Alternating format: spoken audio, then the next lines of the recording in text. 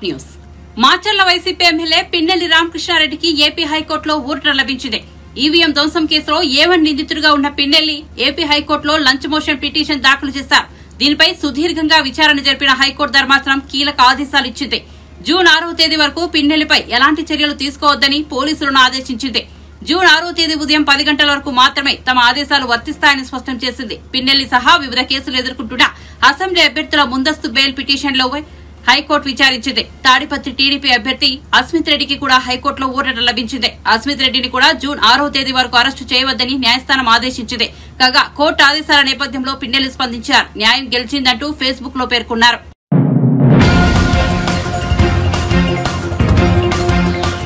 ముఖ్యమంత్రి రేవంత్ రెడ్డికి రైతుల కంటే ఎన్నికలే ముఖ్యంగా మారాయని కేంద్ర మంత్రి బీజేపీ తెలంగాణ రాష్ట అధ్యకుడు కిషన్ రెడ్డి విమర్శించారు. గురువారం ఆయన బీబీనగర్ మండలంలోని పలు గ్రామాల్లో ఐకేపీ కేంద్రాలను సందర్శించారు. ఈ సందర్భంగా మాట్లాడుతూ ఐకేపీ కేంద్రాల్లో కనీస సౌకర్యాలు లేవని విమర్శించారు. ధాన్యం కొనుగోలులో రాష్ట ప్రభుత్వం పూర్తిగా విఫలమైందని మండిపడ్డారు. గతంలో రైతులను బీఆర్ఎస్ మోసం చేస్తే ఇప్పుడు కాంగ్రెస్ ప్రభుత్వం మోసం చేస్తోందన్నారు. గతంలో కేసీఆర్ వరి వేస్తే ఉరి అని రైతులను ఇబ్బందులకు గురి చేశారని, ఇప్పుడు దొడ్డు వడ్లు సాగు చేస్తే బోనస్ ఇవ్వబోమని రేవంత్ రెడ్డి ప్రభుత్వం ఇబ్బంది పెడుతోందని మండిపడ్డారు. ఇందిరమ్మ రాజ్యం అంటే ఇదేనా అని నిలదీశారు. రైతులకు రుణమాఫీ లేక ఇబ్బందులు పడుతున్నారని ఆవేదన వ్యక్తం చేశారు.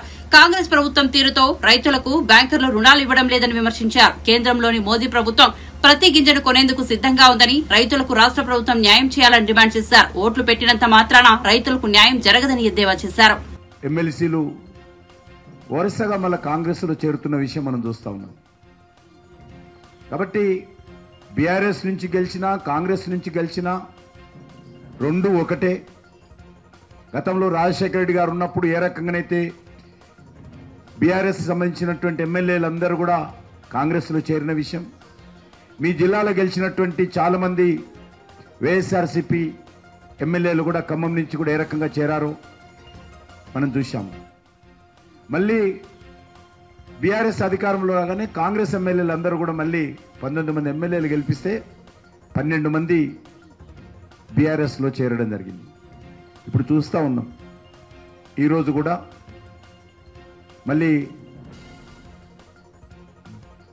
బీఆర్ఎస్ నుంచి గెలిచినటువంటి ఎమ్మెల్యేలు వరుసగా ఒకరి తర్వాత ఒకరు కాంగ్రెస్లో చేరుతుంది. మొన్న సికింద్రాబాద్ కాన్స్టిట్యున్సీలో నేను పోటీ చేసిన దగ్గర ఒక బీఆర్ఎస్ ఎమ్మెల్యే ఇంకా శాసనసభ రికార్డులలో బీఆర్ఎస్ ఎమ్మెల్యే అని రికార్డులో ఉన్నది, ఆయన కాంగ్రెస్ గుర్తు మీద పోటీ చేస్తాడు. కనీసం ఎమ్మెల్యేకు రాజీనామా చేయకుండా పోటీ చేస్తాడు.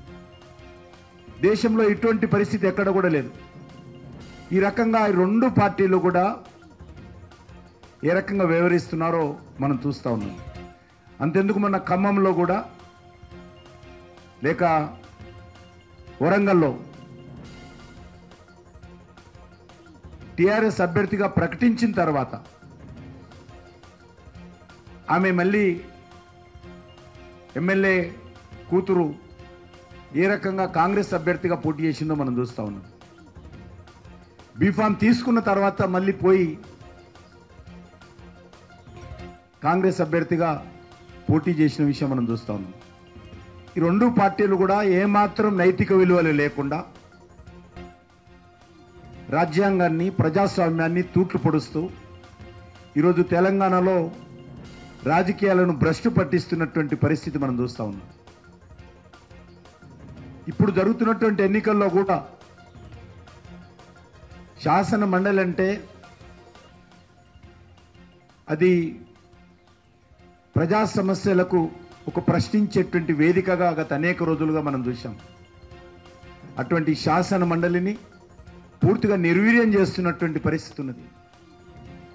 మా పార్టీ తరఫున గెలిచినటువంటి గ్రాడ్యుయేట్స్ కాన్స్టిట్యున్సీ ఎమ్మెల్సీ రామచంద్రరావు గారు ఒక్కరే ఆ రోజు ప్రతిపక్షంగా ఉండేవారు. మళ్ళీ ఈరోజు మంచి అవకాశం వచ్చింది. ఈరోజు కాంగ్రెస్ పార్టీ అభ్యర్థి గెలిచిన ఆయన పాలక పక్షమే. ప్రజా సమస్యల మీద ప్రశ్నించేటువంటి అవకాశం ఉండదు. కాంగ్రెస్ పార్టీకి అనుకూలంగా చేయెత్తమంటే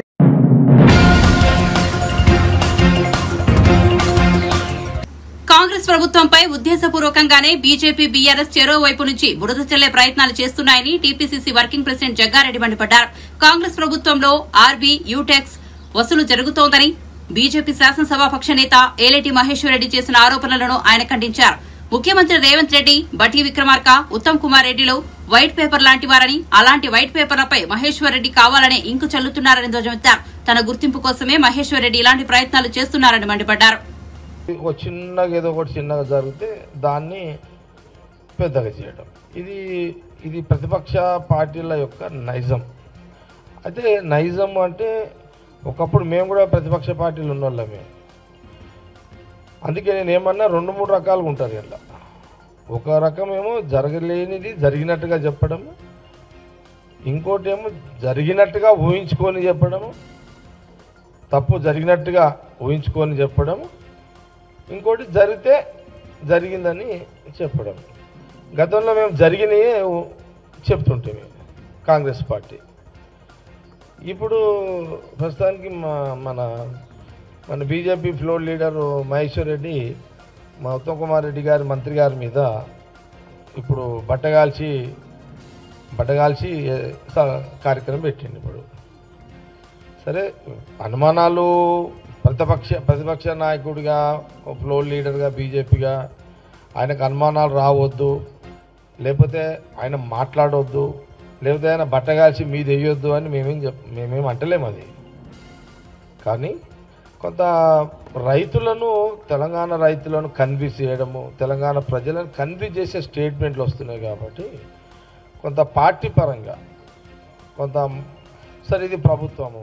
నేను ఈరోజు ప్రెస్ మీట్లో ముఖ్యంగా రావడానికి కూడా కారణం ఏంటంటే ఉత్తమ్ కుమార్ రెడ్డి మినిస్టర్ గారే కొంత నేను మన మహేశ్వర్ రెడ్డి ఏదైతే బట్టగాలు చేస్తున్నాడో నా మీద, మరి ఒకసారి పార్టీ పరంగా వర్కింగ్ ప్రెసిడెంట్గా నువ్వు కూడా మాట్లాడితే బాగుంటుంది అని ఉత్తమ్ కుమార్ రెడ్డి మినిస్టర్ గారు నాకు చెప్పడం జరిగింది. అందుకోసమని నేను ఈ యొక్క ప్రెస్ మీట్లో ప్రధానంగా ఇప్పుడు ఒక విషయం క్లియరు, చాలా స్పష్టంగా కాంగ్రెస్ గవర్నమెంటు అక్కడ సీఎం రేవంత్ రెడ్డి గారు కానివ్వండి, ఈ క్యాబినెట్లో ఉత్తమ్ కుమార్ రెడ్డికి శాఖపరమైన ఈ అంశాలు కానివ్వండి, ఇప్పుడు ప్రధానంగా ఏంది, ఇప్పుడు ప్రభుత్వము కాంగ్రెస్ గవర్నమెంట్ వచ్చిన కాడ నుంచి వర్షాలు పడ్డాయి, ధాన్యం తడిసింది. ఇది సహజంగా ఇమ్మీడియట్లీ ప్రభుత్వాలు స్పందిస్తే రైతులు హ్యాపీగా ఫీల్ అవుతారు. లేటుగా స్పందిస్తే కొంత రైతులు అన్హ్యాపీగా ఫీల్ అవుతారు. పంటలో కూడా పండిన ధాన్యాన్ని కూడా వంకలు పెడితే దానివల్ల కూడా రైతులు ఇబ్బంది పడతారు. కానీ ఇక్కడ కాంగ్రెస్ గవర్నమెంటు ఇప్పుడు సరే ఇప్పుడు దీని మీద కొంత ఇప్పుడు తడిసిన ధాన్యం మీద ఇప్పుడు రంగు మారిన మొలకెత్తిన అన్ని రకాల ధాన్యాన్ని కూడా ప్రభుత్వము మద్దతు ధర ఇచ్చే కొనుగోలు చేస్తుంది. ఇది ఆల్రెడీ చాలా సందర్భాల్లో సీఎం రేవంత్ రెడ్డి, ఉత్తమ్ కుమార్ రెడ్డి గారు చెప్పడం కూడా జరిగింది. చెప్తూనే ఉన్నాడు కదా. ఆల్రెడీ నేను చెక్ చేసిన, నా నియోజకవర్గానికి ఫోన్ చేసిన ఇంత మొదలే, ఏంది ఏమన్నా మరి ఇక్కడ బీజేపీ మహేశ్వర్ రెడ్డి కొంత ఏదో కొంపలు మూలిపోయిందని చెప్పి రోజు ఆవేదన వ్యక్తం చేస్తుండే. ఏది నిజం ఏది అబద్ధమో చెక్ చేస్తే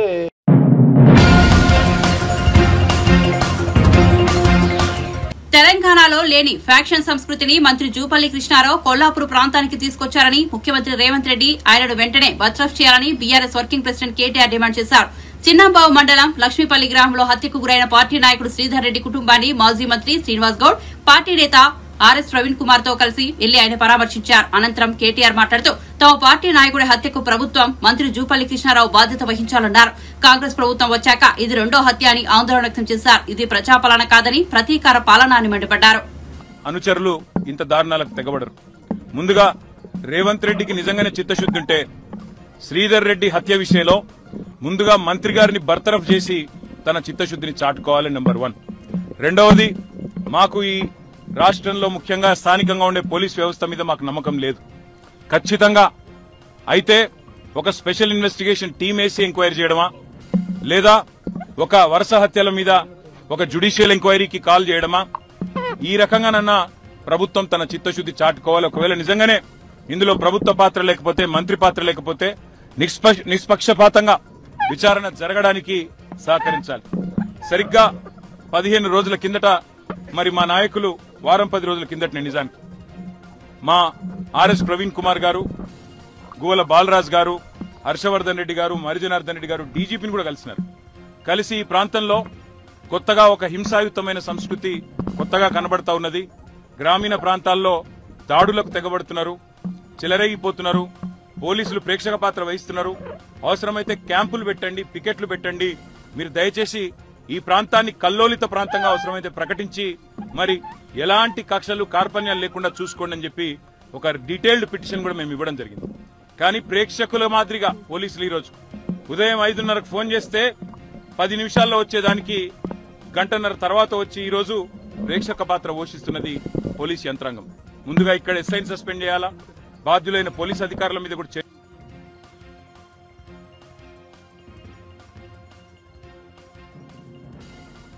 క్లియర్ చేయాలా. దాంతో పాటు మంత్రి జూపల్లి కృష్ణారావు గారిని వెంటనే బర్తరఫ్ చేయాలని చెప్పి కూడా నేను రేవంత్ రెడ్డిని డిమాండ్ చేస్తూ ఇంకొక మాట కూడా నేను విజ్ఞప్తి చేస్తా ఉన్నా. పేరు ప్రజాపాలన, కానీ ఈ రకంగా ప్రతీకారంతో మాత్రమే బతుకుతాం. ఈ రకంగా మా కార్యకర్తలను దాడుల ద్వారా, హత్యల ద్వారా వారి గొంతులు నొక్కి ఆ రకంగా నన్ను బలపడతామనుకుంటే మాత్రం ఇది ముఖ్యమంత్రి గారి మూర్ఖత్వం అవుతుంది, కాంగ్రెస్ పార్టీ పిచ్చితనం అవుతుంది. మా కార్యకర్తలు ఇవాళ వాళ్ళు కూడా రగిలిపోతా ఉన్నారు. కానీ మేము కూడా వారికి చెప్తా ఉన్నాం, ఇది పూర్తి వివరాలు తెలియనియండి ఏం జరిగిందో అని చెప్తా ఉన్నాము. ఒకవేళ మరి ఇదే దాడుల సంస్కృతి కొనసాగితే మాకు కూడా వారిని నియంత్రించే పరిస్థితి ఉండదు. ఇది మంచిది కాదు, రాష్ట్రానికి మంచిది కాదు. రాజకీయ నాయకులు, రాజకీయ పార్టీలుగా గతంలో 10 సంవత్సరాల్లో తెలంగాణలో ఎన్నటి ఇట్లాంటి సంఘటనలు జరగలేదు. మరి ఇట్లాంటి సంఘటనలు, ఇట్లాంటి దారుణాలు, ఇట్లాంటి హత్యలు, వీటికి ప్రభుత్వం కనుక వెంటనే స్పందించి చర్యలు తీసుకోకపోతే ఎక్కడ జరిగినా ఇట్లాంటి కార్యక్రమం మేము కూడా వేల సంఖ్యలో పోతాం. అవసరమైతే మరి అక్కడి మంత్రులు గాని, అక్కడి నాయకులు గాని వారి ఇళ్లను ముట్టడించడానికి గాని అవసరమైతే ఎంత దూరమన్నా పోతాం, కార్యకర్తల్ని కాపాడుకుంటామనే మాట కూడా తెలియజేస్తూ ఇవాళ మరణించిన శ్రీధర్ రెడ్డి గారు, హత్యకు గురైన శ్రీధర్ రెడ్డి గారికి పాపం ఒక పెద్ద మనిషి, వారి తండ్రి 80 ఏళ్లు, ఆయన బాధపడుతుంటే, ఆయన ఏడుస్తుంటే చెట్టంత కొడుకు కళ్ళ ముంగట పోయి ఇవాళ ఆయన ఏడుస్తా ఉంటే ఆయనను సముదాయించలేకపోతా ఉన్నాం. ఆయన అంటున్నాడు స్పష్టంగా, నేను రాసిచ్చినా, నేను కంప్లైంట్ ఇచ్చినా దీని వెనుక జూపల్లి కృష్ణారావు ఉన్నాడని, కానీ పోలీసులు నా మీద ఒత్తిడి తెస్తా ఉన్నారు, జూపల్లి కృష్ణారావు పేరు పెట్టవద్దని ఒత్తిడి తెస్తున్నారని చెప్పి ఆ మరణించిన శ్రీధర్ రెడ్డి గారి తండ్రి గారు చెప్తా ఉన్నారు. ఇది ఏ రకమైన ప్రభుత్వమో ఆలోచన చేయాలా. రాహుల్ గాంధీ చెప్తుంటాడు ఢిల్లీలో పెద్ద పెద్ద మాటలు, మొహబ్బత్ కి దుకాణం మాట్లాడతాడు. ఇదేనా నీ మొహబ్బత్?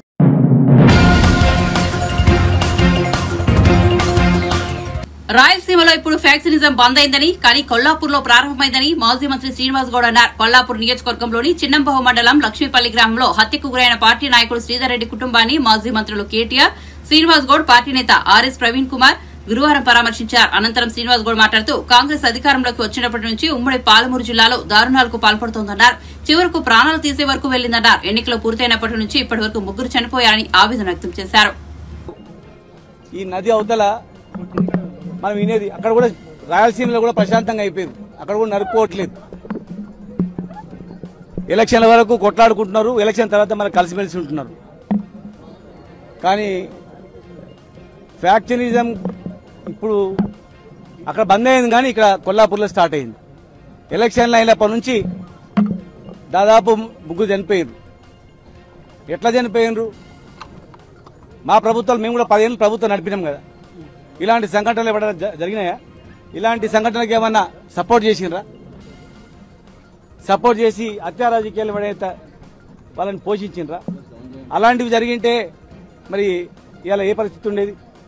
ఎప్పుడు మా నాయకునికి నీళ్లు వృధా అవుతున్నాయి. ఈ పక్కల, మీ పక్కల నుంచి తాగడానికి నీళ్ళు లేకుండా కొల్లాపూర్ నీళ్ళు ఎట్లా ఇవ్వాలి? పేదరికంతో ఇక్కడ నక్సలైట్స్ అనేక సంఘటనలు జరిగినాయి. ఎస్పీని కూడా ఇక్కడ పేల్చిర్రు, బస్సు పేల్చిర్రు. పేదరికంతో ఈ ప్రాంతం అంతా కూడా చనిపోతా ఉన్నారు.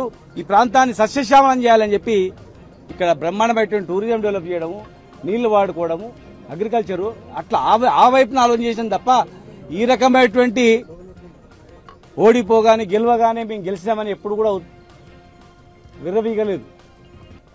స్వల్ప మెజారిటీతో వచ్చిండ్రు, జస్ట్ 1.8%. దానికి మరి ఈరోజు ప్రజలు ఏమనుకుంటారో గ్రామీణ ప్రాంతాల్లో మీకు తెలుసు ఏం జరుగుతుందో. వేసినాము గవర్నమెంట్ వచ్చిందని సంతోషపడుతుండ్రా, ఏం జరుగుతుందండి? దృష్టి పరిపాలన మీద వదిలిపెట్టి ఈ అలాంటి ఒక అమాయకులను హత్య చేయించడం, ఇది పరంపరంగా గ్రామాలు బాగుపడవు. ఇక ఇది గ్రామాల నుంచి మండలాలకు పాకుతుంది. అనేక రకాలుగా ఇది ముందే తెలంగాణ పోరాటాలకు పుట్టినది. ఇది మరి ఏ రకమైనటువంటి ఎట్లా చెలరేగుతో తెలియదు. ఇది కనుక ప్రభుత్వం ముఖ్యమంత్రి గారి జిల్లా ఇది. ముఖ్యమంత్రి గారి జిల్లాలో వరుసగా 3-4 చనిపోతున్నారంటే, అది హత్య చేసి చనిపోతున్నారంటే దాని మీద రివ్యూ చేయాల. ఎందుకంటే చిన్న బావిలో చిన్న పిల్లాడు అడి ఇరుక్కపోతే దాని మీద సమీక్షలు జరిగేటివి. ఇలా ప్రాణాలు పోతుంటే ఎక్కడ చూసినా వేధింపులే.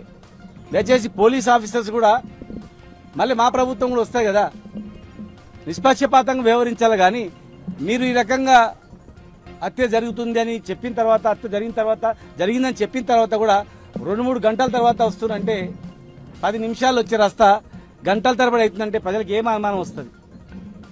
కనుక వెంటనే దోషులను శిక్షించాలి.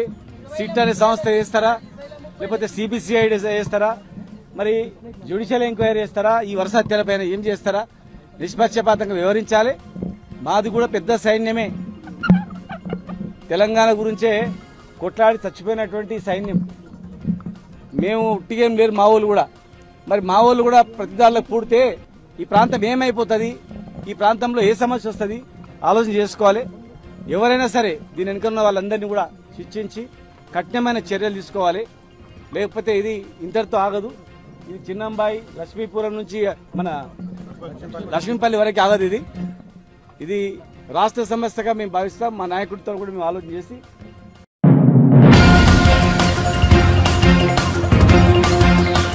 తనను హత్య చేయడానికి ప్రయత్నించిన ఘటనలో సూత్రధారులు, పాత్రధారులను వదిలేసి అమాయకులపై కేసులు పెట్టి పోలీసులు కేసును నీరుగార్చేందుకు ప్రయత్నిస్తున్నారని చంద్రగిరి నియోజకవర్గ టీడీపీ అభ్యర్థి పులివర్తి నాని ఆరోపించారు. ఈ నెల 14న పద్మావతి మహిళా విశ్వవిద్యాలయంలో జరిగిన ఘటనపై ఎస్వీయు పోలీస్ స్టేషన్లో నానిని గంటకు పైగా డీఎస్పీ రవి మనోహర్ ఆచారి విచారించారు. అసలు నిందితులను వదిలేసి అమాయకులను కేసులో ఇరికించారని డీఎస్పీ దృష్టికి వెళ్లినట్లు నాని తెలిపారు.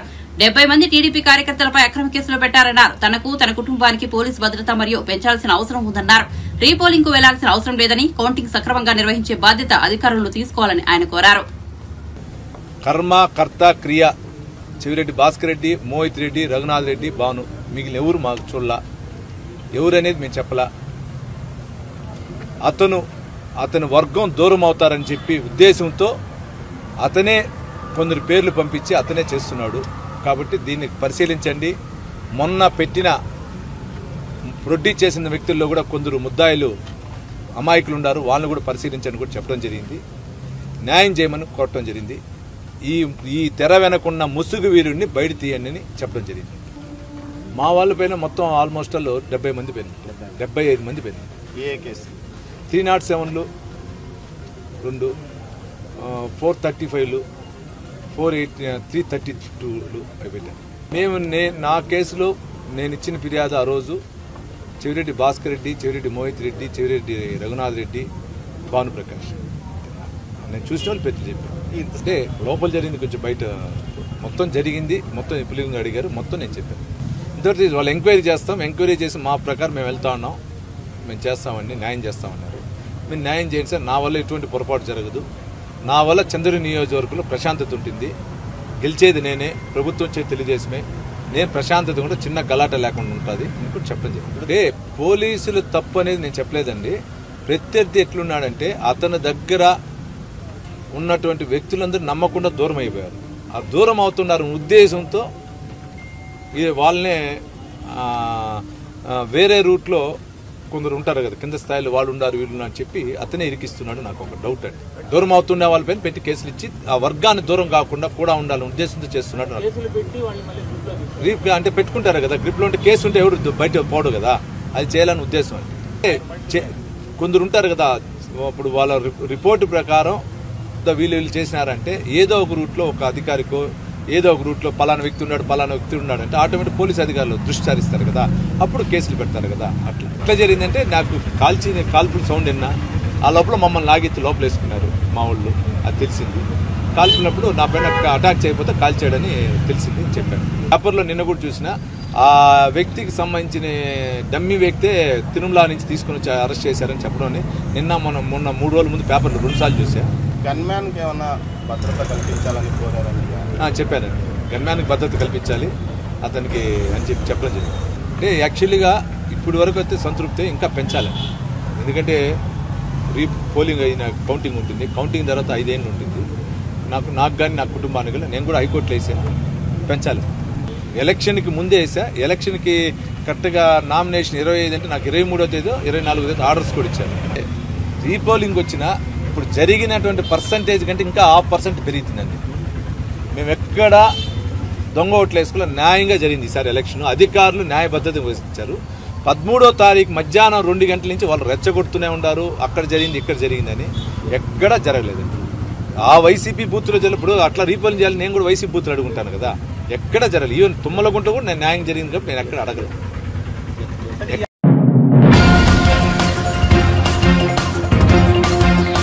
జగిత్యాల జిల్లా కొడుమ్యాల మండలం పూడూరు గ్రామంలోని వడ్ల కొనుగోలు కేంద్రాన్ని సందర్శించిన మాజీ మంత్రి ఎమ్మెల్యే హరీష్ రావు కొనుగోలు కేంద్రాల్లో తడిసిన ధాన్యాన్ని పరిశీలించారు. ఈ సందర్భంగా రైతులు మాట్లాడుతూ పండని సన్న వడ్లకు బోనస్ ఇస్తామని చెప్పడం తమను మోసం చేయడమేనని రైతులు ఆవేదన వ్యక్తం చేశారు. తమ పక్షాన అసెంబ్లీలో ప్రభుత్వాన్ని నిలదీయాలని హరీష్ రావును కోరారు. ఆ తర్వాత హరీష్ రావు మీడియాతో మాట్లాడుతూ రైతులు పండించేది రూపాయికి 90 పైసలు దొడ్డు రకం సన్నాలకు బోనస్ ఇస్తామనడం రైతులను దగా చేయడం, రైతుల గుండెల మీద తనడం తప్ప ఇంకోటి కాదన్నారు. చెప్పేది ఏంటంటే అసలు మేము పంట పండియమది ఇంటి మందం 4 దొయ్యలు పెట్టుకుంటామంటున్నారు. కారణం ఏంది? దానికి పెట్టుబడి ఎక్కువ, రోగాలు ఎక్కువ, దిగుబడి తక్కువ. ఇలా దొడ్డు వడ్లు 4 నెలలు పండితే సన్న వడ్లు పండాలంటే 5 నెలలు అవసరం. దొడ్డు వడ్లు 30 క్వింటాలు పండితే సన్నాలు 15-20 క్వింటాలు కూడా పండని పరిస్థితి ఉంది. అంటే దిగుబడి చాలా తక్కువ. నువ్వు ఇచ్చే బోనస్ పెట్టుబడికి కూడా సరిపోనటువంటి పరిస్థితి. అంటే ఒక రకంగా ప్రభుత్వం ఈరోజు 6 గ్యారెంటీల్లో భాగంగా 100 రోజుల్లో మేము వడ్లకు బోనస్ ఇస్తామని చెప్పి 7,500 రూపాయలు ప్రతి పంటకు రైతు బంధిస్తామని చెప్పి ఇవాళ మీరు రైతుల్ని మోసం చేసినారు. ఆ రోజేమో బాండ్ పేపర్ మీద రాసిచ్చింది. ఇదే భూపాలపల్లిలో బాండ్ పేపర్ మీద రాసిచ్చి 100 రోజుల్లో మీకు మేము బోనస్ ఇస్తాం, 100 రోజుల్లో మీకు రైతు భరోసా ఇస్తాం, 100 రోజుల్లో మీకు రుణమాఫీ చేస్తాం, వ్యవసాయ కూలీలకు 12,000 ఇస్తాం, కౌలు రైతులకు 15,000 ఇస్తామని చెప్పి నమ్మించి ఇవాళ మోసం చేస్తా ఉన్నారు. ఇవాళ ఇదే మాట సన్నాలే ఉంటామని మొన్న పార్లమెంట్ ఎలక్షన్ల ముందు చెప్తే అయిపోవు కదా మీ పని. పొల్లు ఏరినట్టు వడ్లలో మిమ్మల్ని ఏర్పారేద్దురు రైతుల్ని, మీ కాంగ్రెస్ పార్టీని ఏరేద్దురు రైతులు.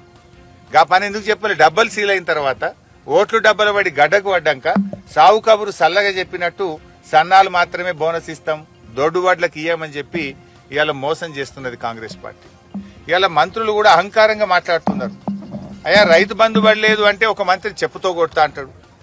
అయ్యా వడ్లకు బోనస్ అన్నారు, ఇవాళేమో కొత్తగా సన్నాలకే అని సన్నాయి నొక్కులు నొక్కుతుందని రైతులు అంటే మొరుగుతున్నారు అని మాట్లాడుతున్నారు. ఎవరు మరుగుతారు? కుక్కలు మరుగుతాయి. అంటే నువ్వు రైతుల్ని కుక్కలతో పోలుస్తున్నావా? రైతుల్ని అవమానపరుస్తున్నావా? రా వచ్చి చూడు. ఇవాళ కమలాపూర్ రైతులు ఏమంటున్నారో విను, పొద్దుగాల పూడూరు రైతులు ఏమంటున్నారో విను. అన్ని వడ్లకు బోనస్ ఇస్తామని చెప్పిండ్రు, బాండ్ పేపర్ మీద రాసిచ్చిండ్రు, మా మొబైల్ ఫోన్లకు మీరు వాట్సాప్లలో పంపిండ్రు. ఇక మా కాంగ్రెస్ రాగానే బోనస్ ఇస్తామని చెప్పిండ్రు, ఇప్పుడు ఎందుకు ఇయ్యరు అంటున్నారు. ఇవాళ పొద్దున నేను జగిత్యాల జిల్లాకు పోతే అక్కడ లెక్క తీస్తే ఏమెళ్ళింది, 3 లక్షల ఎకరాల్లో దొడ్డు రకం వడ్లు పండినాయి, 675 ఎకరాలే సన్న రకం పండింది. అంటే రూపాయికి 99 పైసలు దొడ్డు వడ్లే పండుతాయి, పైస మందమే సన్న రకాలు పండుతాయి. అంటే నువ్వు 99% మందికి ఎగబెడతా, పైస మందోళ్ళకు ఇస్తా అని చెప్పి ఇవాళ మోసం చేస్తున్నావు. అంటే రూపాయికి 99 పైసల మందికి ఎగబెడతావు, 1 పైస వాళ్ళకి ఇచ్చి నేను వడ్లకు బోనస్ ఇచ్చినా మోసం చేస్తా అంటే రైతులు ఊరుకునే పరిస్థితి లేదు. రాబోయే అసెంబ్లీ సమావేశాల్లో ఈ ప్రభుత్వం మీద ఒత్తిడి తెస్తాం, అసెంబ్లీని స్తంభింపజేస్తాం, రైతుల కోసం తెగేదాకా ఎంత దూరమైన కొట్లాడతాం. సమస్యే లేదు. అన్ని రకాల వడ్లకు బోనస్ ఇయ్యాల్సిందే. ఈ వానకాలం ఇచ్చే రైతు బంధు ఇదే జూన్ నెలల పంటకు పెట్టుబడి సాయం మీరేమన్నారు, పంట వ్యవసాయ పనులు ప్రారంభం కాకముందే ఇస్తామన్నారు. ఇప్పుడు వర్షాలు పడ్డాయి, దుక్కి దున్నుడు స్టార్ట్ అవుతుంది రేపో మాపో. తక్షణమే ఈ జూన్ నెలలోనే ఇచ్చిన మాట ప్రకారంగా 7,500 రూపాయలు ప్రతి ఎకరానికి ఎలాంటి కోతలు లేకుండా, షరతులు లేకుండా ఎప్పుడు కేసీఆర్ ఇచ్చిన పద్ధతుల్లోనే మీరు కూడా ఎకరానికి 7,500 రూపాయలు ఈ జూన్లోనే రైతు భరోసా డబ్బులు రైతుల ఖాతాల్లో వేయాలని చెప్పి కూడా మేము డిమాండ్ చేస్తా ఉన్నాం. చివరికి గవి కూడా దొరుకుతలేవు పచ్చి రొట్టె విత్తనాలు. ఇంతకుముందు కేసీఆర్ ప్రభుత్వం ఉండంగా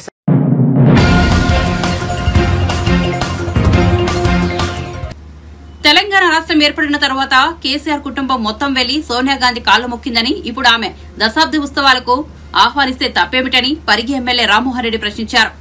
సోనియా గాంధీని ఏ హోదాలో దశాబ్ది ఉత్సవాలకు ఆహ్వానిస్తున్నారని హరీష్ రావు ప్రశ్నించారు. దీంతో ఆయనపై రామ్మోహన్ రెడ్డి తీవ్రస్థాయిలో మండిపడ్డారు. సోనియా దయ వల్లే తెలంగాణ ఏర్పడిందన్నారు. యువకుల ఆత్మహత్యలు చూసి బీడువారిన ప్రాంతానికి నీళ్లు ఇవ్వాలని, నిధులతో తెలంగాణ సస్యశ్యామలంగా ఉండాలని ప్రత్యేక రాష్ట్రం ఇచ్చినట్లు తెలిపారు. తెలంగాణ ప్రజల బాధలను చూడలేక కాంగ్రెస్ రాష్ట్రాన్ని ఇస్తే కేసీఆర్ మాత్రం జీతాలు ఇవ్వలేని పరిస్థితికి తీసుకొచ్చారని మండిపడ్డారు. సోనియా గాంధీ గారి దగ్గరికి నివాసానికి వెళ్లి కాళ్లు మొక్కొచ్చినటువంటి హరీష్ రావు, నువ్వు మా ముఖ్యమంత్రిని ఏ విధంగా ప్రశ్నిస్తున్నావు? ఏ హోదాలో సోనియా గాంధీ గారిని దశాబ్ది ఉత్సవాలకు పిలుస్తారని చెప్పి మాట్లాడుతున్నావు? ఇది తెలంగాణ సమాజం అంతా కూడా ఈరోజు బాధపడుతుంది. నీ యొక్క మాటలకు, నీ యొక్క వ్యవహారం చూసి తెలంగాణ సమాజం ఈరోజు ఎంత బాధపడుతుందంటే సిగ్గుతో తల ఉంచుకోవాలి. హరీష్ రావు, నువ్వు చేసిన పని ఏంది? తెలంగాణ రాష్ట్రం గురించి ఒక దేవత అయినటువంటి సోనియా గాంధీ గారి గురించి ఏ విధంగా మీరు ఆహ్వానిస్తారని చెప్పి మాట్లాడుతున్నావు. ఇది చాలా దారుణం. ఎందుకంటే సోనియా గాంధీ గారు లేనిదే తెలంగాణ రాష్ట్రం రాలేదు. ఈ తెలంగాణ రాష్ట్రంలో విద్యార్థుల యొక్క ఆత్మ బలిదానాలు జరగొద్దని, తెలంగాణ ప్రాంతానికి బీడువారిన భూములకు నీళ్లు రావాలని, నిధులు రావాలని, ఒక ఎస్సీ ఎస్టీ సప్లాన్ తీసుకొచ్చినాం గతం లోపల. పేద వర్గాల వాళ్ళు అభివృద్ధి చెందాలని, మైనార్టీలు అభివృద్ధి చెందాలని ఒక 4% రిజర్వేషన్ తీసుకొచ్చినాం.